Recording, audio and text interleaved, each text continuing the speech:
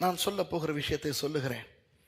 இவர்கள் இப்படி 40 வருடங்கள் பிரயாணித்து எரிகோவுக்கு வந்து விட்டார்கள். இப்போ பிசாசுக்கு வெட்கமான இன்னும் ஒரு விஷயத்தை நான் சொல்ல போகிறேன்.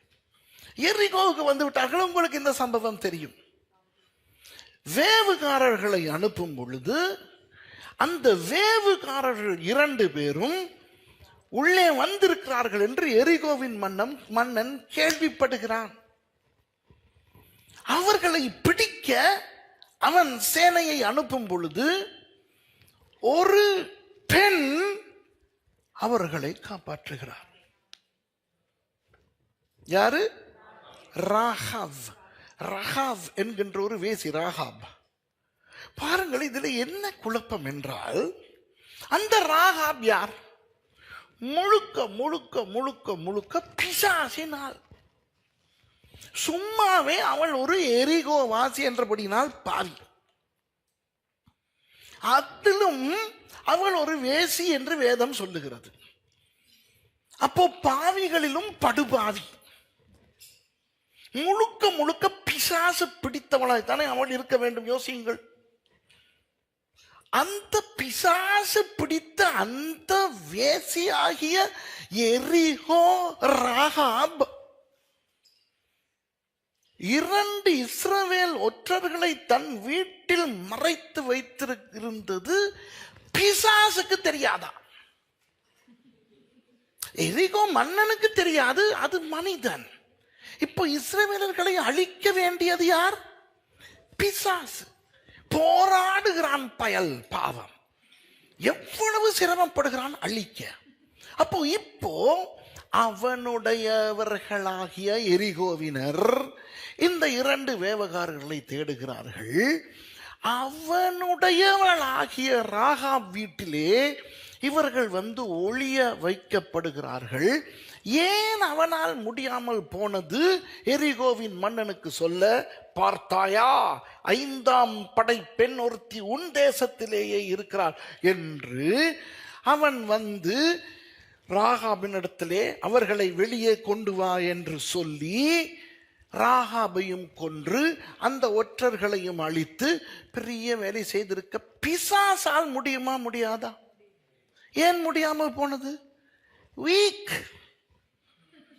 அவ்வளவு வீக். ஒரு சின்ன பொய்ய கண்டுபிடிக்க முடியல பயலுக்கு. பொய்க்கு பிதா. எரிகோவினுடைய தெய்வம் அவன். ஆனால் முடியவில்லை. ஆகவே ஆங்காங்கே அவ்வப்போது சில நசுக்குதல்களை அவன் செய்தாலும் அவனுடைய மொக்கத்தனம், அவனுடைய முட்டாள்தனம், அவனுடைய இயலாமை அப்படியே வேதத்தில் இருக்கிறது. அவனுடைய இயலாமை பாருங்கள். அவனுக்கு ராகாபை கண்டுபிடிக்க முடியவில்லை. ராகாப் செய்த வேலையை கண்டுபிடிக்க முடியவில்லை. ஆண்டவர் கொடுத்த பயங்கர விளையாட்டு என்ன தெரியுமா? பிசாசை இன்று வரை வெட்கப்படுத்துகிறார். எப்படி இன்று வரை வெட்கப்படுத்துகிறார் என்று சொல்லவா? இப்போ பிசாசை பற்றி கொஞ்சம், பிசாசினுடைய சூழ்நிலையில இருந்து கொஞ்சம் யோசித்து பாருங்கள். நீங்கள் பிசாசாய் மாற வேண்டாம், அப்படி நான் சொல்லவில்லை. அந்த பிசாசினுடைய சூழ்நிலையில இருந்து கொஞ்சம் யோசித்து பாருங்கள். பிசாசுக்கு எப்படி இருந்திருக்கும்? எனக்கு உண்மையிலேயே தெரியவில்லை இவள் எப்படி பிசாசின் கண்ணை மறைத்தாள் என்று. ஏதோ ராகாப் அந்த 2 ஒற்றர்களையும் காப்பாற்றி விட்டாள். கடைசியிலே அவர்கள் போனார்கள். யோசுவாவின் தலைமையிலே அவர்கள் வந்தார்கள். எரிகோவை சுற்றினார்கள். மதில் விழுந்தது. ராகாபும் அவள் வீட்டாரும் காப்பாற்றப்படுகிறார்கள். அவர்கள் மாத்திரம்தான் காப்பாற்றப்படுகிறார்கள். அவர்கள் காப்பாற்றப்பட்டதை பார்த்த பொழுது பிசாசுக்கு எரிச்சல் வந்திருக்குமா? வந்திருக்காதா? இப்போ நாம் ரட்சிக்கப்பட்ட பொழுது பிசாசுக்கு எவ்வளவு ஒரு எரிச்சல் வரும். பிசாசை பற்றி இயேசுவானவர் இப்படி சொல்லுகிறார். அசுத்த ஆவி ஒருவனை விட்டு புறப்படும் பொழுது அது நிம்மதியாய் போகாதாம். அது போய் அலைந்து திரிந்து வறண்ட இடங்களிலெல்லாம் சுற்றி திரிந்து தான் விட்டு வந்த வீட்டை, அதாவது நம்மை பார்க்க திரும்பி வருமாம். அது சுத்திகரிக்கப்பட்டு பெருக்கி ஜோடிக்கப்பட்டு வெறுமையாய் இருந்தால் தனியாய் வராதான், போய் இன்னும் 7 பிசாசுகளையும் கூட்டிக் கொண்டு வந்து உட்காருமா. இதன் அடிப்படையிலே கொஞ்சம் எரிகோவை கற்பனை பண்ணுங்கள். பிசாசு இந்த இவையெல்லாம் நடந்த பிறகு அந்த எரிகோவை பிசாசு பார்க்கும் பொழுது எவ்வளவு மனவேதனை அவனுக்கு வந்திருக்கும். ஐயோ, என் தேசம் இப்படி ஆகிவிட்டதே, ஆண்டவர் அந்த ஸ்திரீயின் உயிர்த்தாகிய அந்த மேசியாவை பிறக்க வைப்பதற்கு இஸ்ரவேலை இப்படியெல்லாம் பயன்படுத்துகிறாரே என்ற ஒரு எரிச்சல், ஒரு பொறாமை, ஒரு வேதனை அவனுக்கு வந்திருக்குமா, வந்திருக்காதா? அந்த வேதனைக்கு வேதனையை சேர்க்குமா போல் இந்த கூட்டத்தோடு தனக்கு ரொம்ப நெருக்கமான ராகாப் குடும்பமும் போனதை பார்க்கும் பொழுது அவனுக்கு இன்னும் எவ்வளவு வேதனை வந்திருக்கும் யோசிச்சு பாருங்க. இந்த காலத்தில் எனக்கு சிங்கப்பூரை பற்றி தெரியாது, இலங்கை இந்தியாவை பற்றி தெரியும். ஒரு சபையிலே இருந்து இன்னொரு சபைக்கு விசுவாசிகள் போனாலே அந்த பாஸ்டருக்கு ஏதோ இவங்க நரகத்துக்கு போயிட்ட மாதிரி வேதனை வருதா இல்லையா? இல்ல, இவங்க போனது வேறொரு மதத்துக்கோ வேறொரு ஆலயத்துக்கோ அல்ல, இன்னொரு சபைக்கு. அப்போ என்னுடைய விசுவாசி பாஸ்டர், நான் ஞானஸ்தானம் கொடுத்த பிள்ளைகள் பாஸ்டர், நான் உருவாக்கின ஊழியக்காரர்கள் பாஸ்டர். இப்ப மலேசியாவில் கூட அது சொன்னாங்க எனக்கு, இப்போ கடந்த வாரம், பாஸ்டர் நான் ஞானஸ்தானம் கொடுத்த பிள்ளைகள் பாஸ்டர், காரணமே இல்லாமல் வேறு சபைக்கு போகிறார்கள் பாஸ்டர். இப்ப இவருக்கு வேறு சபைக்கு போனதே வேதனையாய் இருக்கிறது. இப்போ உங்கள் பிள்ளைக்கு நீங்கள் தான் ஆசையாய் கல்யாணம் செய்து கொடுப்பீர்கள். ஆனால் அந்த பிள்ளை போகும் பொழுது அழுவீர்கள், என் புள்ள போகுது. ஏன் கல்யாணம் பண்ணி வச்சுக்கோம்னா,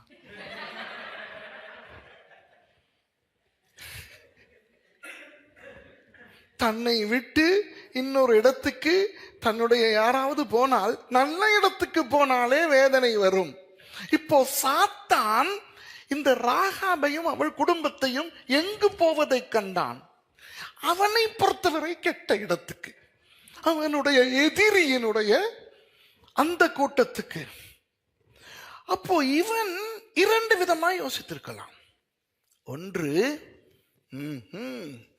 நீ போய் அவர்கள் உன்னை ஏற்றுக்கொள்வார்களா என்று பார்ப்போம், பாருங்கள் எப்படி உதாசீனப்படுவீர்கள் என்று இவன் பார்த்திருக்கலாம்.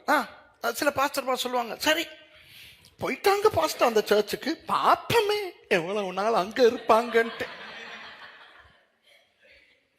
அந்த அப்படி சொல்லும் போது உள்ளுக்குள்ளே உள்ள ஏக்கம் என்னன்னா, இவர்கள் சொதப்பி கொள்ள வேண்டும், அங்கே பிரச்சனை வர வேண்டும், அப்புறம் அங்கும் இருக்க முடியாமல் திரும்பி இங்கும் வர முடியாமல் அவர்கள் நடுவிலே இருக்கும் பொழுது நான் அவர்களை சந்தித்து அவர்களை பார்த்து அதிலே 1000 கேள்வி.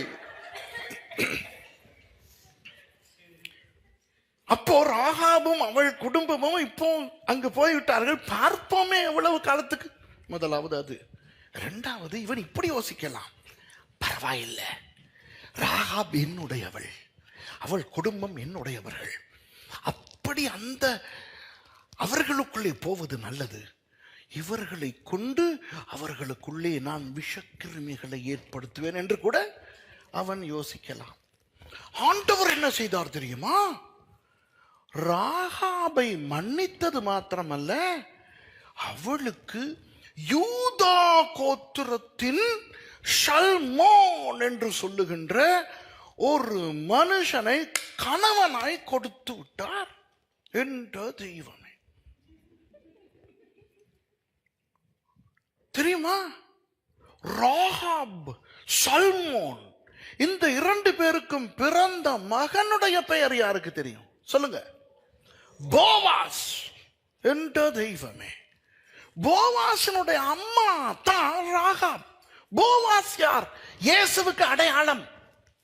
ஃபாதர் பெர்க்மன் ஐயா கூட அழகான ஒரு பாடல் பாடி இருக்கிறார். போவாஸ் போவாஸ் போர்வையால் என்னை மூடினீரே. அந்த சம்பவம், அந்த ரூத்தினுடைய சம்பவத்தை நீங்கள் பார்த்தால் என்ன அழகாக இயேசுவுக்கு அடையாளமாக ரூத் 4ஆம் அதிகாரத்தில் போவாஸ் செயல்படுகிறார். அந்த போவாசின் அம்மா தான் இந்த ராகாப் எனும் பிசாசுக்கு எப்படி இருந்திருக்கும்? ஐயோ பிசாசு இவ போயிட்டு இவங்க ஒதுக்குவாங்கன்னு பார்த்தா இவளை மருமகளாக ஏற்றுக்கொள்ளுகிறார்கள் யூதா கோத்திரத்தார். என்ற தெய்வமே, கவனிங்க கவனிங்க. இதற்கு முன்னே ஆதியாகமம் 49ஆம் அதிகாரத்தில் பிரட்டாதீங்க 49ஆம் அதிகாரத்திலே யாக்கோபு மரிக்க முன்பு தனது பிள்ளைகளை எல்லாம் அழைத்து அவர்களை ஆசீர்வதிக்கும் போது அவர் என்ன சொல்லுகிறார் தெரியுமா? யாக்கோபு என்ன சொல்கிறார் தெரியுமா? நான் உங்களை குறித்து தீர்க்க தரிசனமாய் சொல்ல போகிறேன் என்று சொல்லுகிறார். அவர் ஒரு தீர்க்க தரிசி யாக்கோபு. அதிலே 4வது மகன் யார்? யூதா. யூதாவை குறித்து அவர் சொல்லுகிறார் ஷிலோஹ் வரும் வரை என்று. அதாவது யூதாவே, நீ செங்கோல் உன்னில் இருக்கும். ஷிலோஹ் என்றால் யார்? இயேசு. ஷலோம் இருக்கிறதே, ஷலோம். ஷலோம் என்றால் சமாதானம். சமாதானம் என்றதை சமாதானர் என்று நபரத்துவப்படுத்த வேண்டுமானால் ஷலோம் என்பதை ஷெலோ என்று எபிரேய மொழியிலே சொல்ல வேண்டும். அப்போ அவர் என்ன சொல்லுகிறார்? ஷிலோ வரும் வரை, சமாதான பிரபு வரும் வரை என்று யூதாவுக்கு சொல்லும் பொழுது தீர்க்க தரிசனமாய் சொல்லிவிட்டார், என் 12 பிள்ளைகளில் யூதாவே உன் மூலமாய்த்தான் ஸ்திரீயின் வித்து வரும். இப்போ ராகாப் என்னும் தன்னுடைய ஆள் அந்த யூதா கோத்திரத்தின் ஒரு பிரபுவின் மனைவியாவதை பார்க்கும் பொழுது சாத்தானுக்கு எப்படி இருந்திருக்கும் பாருங்க. ஆண்டவர் என்ன அடி அடிக்கிறார். நாய் அடி, பேய் அடி. சரினா பேய் அடி, பேய் அடிக்கணும். ஆனா பேய்க்கே இவர் அடிக்கிற அடி நாய் அடி, பேய் அடி மாதிரி இருக்குது. அவனுக்கு எவ்வளவு அவமானம் என்று யோசிச்சு பாருங்க. ஐயோ ஐயோ ஐயோ என்று எரிகோவும் போய், எரிகோல இருந்த ஆகப்பெரிய ஒரு வேசி குடும்பமும் போய், அது இப்ப வேசி குடும்பம் மேசியா குடும்பமாகி விட்டது.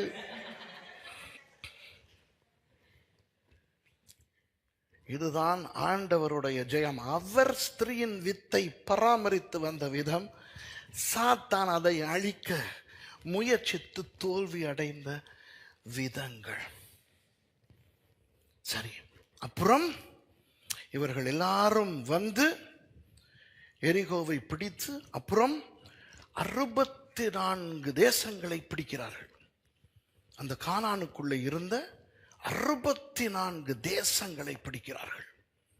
31 ராஜாக்களை தோல்வியடைய செய்கிறார்கள். அதற்கு பிறகு ஒரு தலைநகரத்தை நிறுவுகிறார்கள். அந்த தலைநகரத்துக்கு பெயர் வைக்கிறார்கள் ஷிலோ. விளங்குதா? ஷிலோ என்ற பெயர் வைக்கிறார்கள். அந்த தலைநகரத்தை பார்க்கும் பொழுது பிசாசுக்கு எப்படி இருக்கும்? இப்போ யோசுவா எல்லாம் தெரியாமல் செய்யவில்லை. இவர்கள் எல்லாம் தேவ மனிதர்கள். மோசே, யோசுவா இவர்கள் எல்லாம் தேவ மனிதர்கள். அவர்கள் எழுதினவற்றை மாத்திரம் பார்த்து இவ்வளவுதான் அவர்களுக்கு தெரிந்திருந்தது என்று நாம் நினைப்பது தவறு. நம்மை விட எத்தனையோ விஷயங்கள் அவர்களுக்கு தெரியும். ஒரே ஒரு விஷயத்தை ஞாபகப்படுத்துகிறேன். பல தடவை ஆண்டவர் மோசேயை பார்த்து சொல்வார், மோசே வா மலைக்கு என்று. ஒரு தடவை தான் மலைக்கு போய் 10 கற்பனைகளை எழுதி கொண்டு வந்தார். அப்போ மற்ற நேரங்களில் என்ன செய்தார்? தேவனோடு உரையாடினார். என்ன உரையாடினார்கள் நமக்கு தெரியாது. எத்தனை விஷயங்களை ஆண்டவர் மோசேக்கு சொல்லியிருப்பார், எத்தனை விஷயங்களை ஆண்டவர் யோசுவாவுக்கு நேரடியாய் சொல்லியிருப்பார், மோசே மூலம் சொல்லியிருப்பார். ஆகவே யோசுவா அந்த இடத்துக்கு ஷிலோஹ் என்று பெயர் வைத்தது சும்மா அல்ல, தீர்க்க தரிசனமாக. இஸ்ரவேலின் தலைநகரமாக ஷிலோ 369 வருடங்கள் செயல்பட்டது. 369 வருடங்கள் முதல் இஸ்ரவேலின் தலைநகரமாக இருந்தது ஷிலோ தான்.